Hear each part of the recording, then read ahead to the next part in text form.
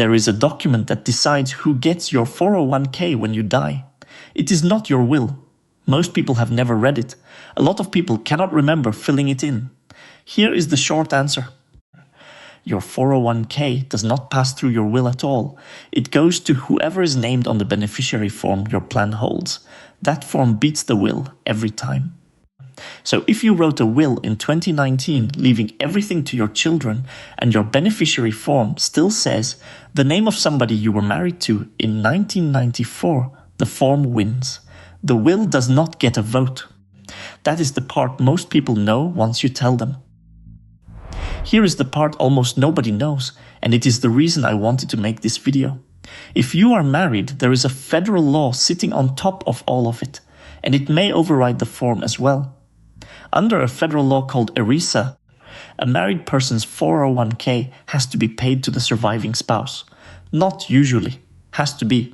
The only way around it is if your spouse signed a written waiver giving up that right, and in most plans it has to be notarized. Read that carefully because it goes further than people expect. That spousal right overrides state law. It overrides your will, it overrides a trust, and it overrides the beneficiary form itself. So you can write your brother's name on the form, sign it, file it, and if you are married and your spouse never signed a waiver, your spouse still gets the money. Which sounds like a good protection, and it is, but now here is the trap. That protection comes from ERISA, and ERISA covers workplace plans like a 401k. It does not cover an IRA. So the moment you roll your old 401k into an IRA, that automatic spousal right disappears. Same money, same person, different wrapper, completely different rules. Millions of people roll a 401k into an IRA when they retire or change jobs.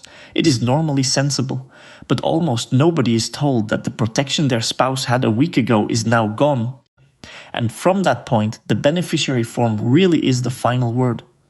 If you have done a rollover at any point, that is the moment to go and look at the form on the new account.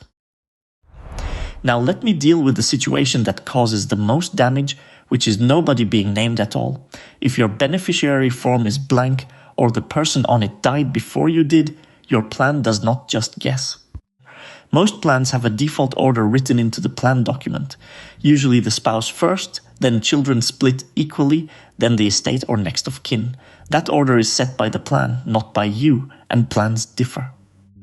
If it ends up going to your estate, two things happen, and neither is good. The first is probate. The money joins everything else that has to be settled through the courts, which takes time and costs money. A named beneficiary would have skipped that queue entirely. The second is worse, and it is a tax problem. For tax purposes, an estate is not what the rules call a designated beneficiary. It is not a person, so the account cannot be stretched out. It has to come out fast. Commonly within 5 years if you died before you started taking required withdrawals. Same money, same family, but compressed into a few years instead of 10, which can push them into a higher tax bracket for those years. That is a bill created purely by a blank form, and there is a quieter version of the same mistake that catches people who did fill the form in. Under the person you named, there is usually a second line, the contingent beneficiary. That is who gets it if the first person is no longer alive. Almost nobody fills that in. Think about who is likely to be named as the primary on a form written 30 years ago. Very often it is a spouse of a similar age. If they die first and there is no contingent named, you are straight back to the plan default or the estate, with the probate and the accelerated tax bill that comes with it. Filling in the second line takes about 90 seconds, and it is the single highest value thing in this whole video. Now assume the form is filled in properly. What actually happens next depends entirely on who is named. If your spouse inherits it, they have the most options of anyone. In most cases, they can treat the account as their own or roll it into their own retirement plan. The money keeps growing and it keeps its tax deferral. That is the most flexible outcome available, and it is one of the reasons the spousal protection exists in the first place. If somebody other than a spouse inherits it, a child, a sibling, a friend, the rules changed and a lot of people are still working from the old ones. For deaths from the 1st of January 2020 onward, most non-spouse beneficiaries fall under what is called the 10-year rule. The account has to be completely emptied within 10 years. There is no stretching it across a lifetime anymore. That option is gone for most people. Inside those 10 years, the pacing depends on one thing: whether you had already started taking required withdrawals before you died. If you had not started yet, your beneficiary chooses the timing. They can take nothing for 9 years and clear it in year 10 if they want to. If you had already started, they must take a required withdrawal in years 1 through 9 and then clear whatever is left by the end of year 10. That distinction matters because it decides how much control they have over which tax years the money lands in. There is one exception worth knowing about, because it catches grandparents. If you leave it to your own minor child, the rules treat them more gently.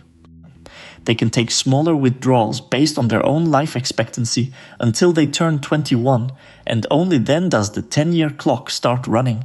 But that only applies to your child, not your grandchild. A grandchild, a niece, a nephew, any minor who is not your own child does not get that treatment. They go straight onto the 10-year rule from day one.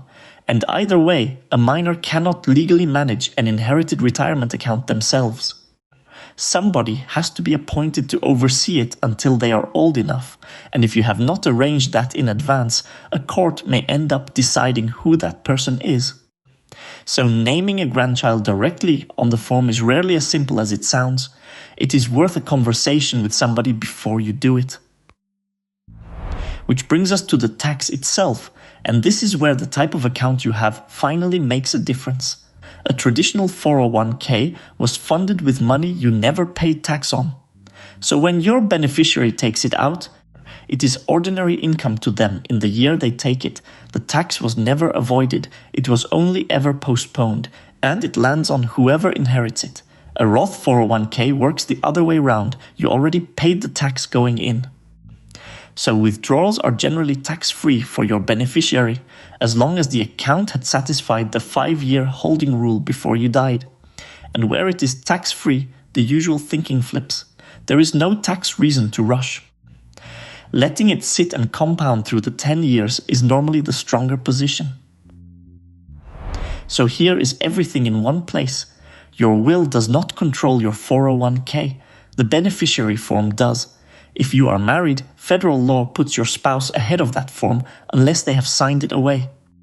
Roll the money into an IRA and that protection quietly disappears. Leave the form blank and you hand your family probate and a compressed tax bill. I should say plainly that plan documents differ and state law differs, and none of this is legal or tax advice for your situation. If there is real money involved, this is worth an hour with somebody who can look at your actual paperwork. But the one thing you can do today costs nothing. Log into your retirement account and read the beneficiary page. Just look at it. One thing I would like to know: when you check, is the name on there the one you expected?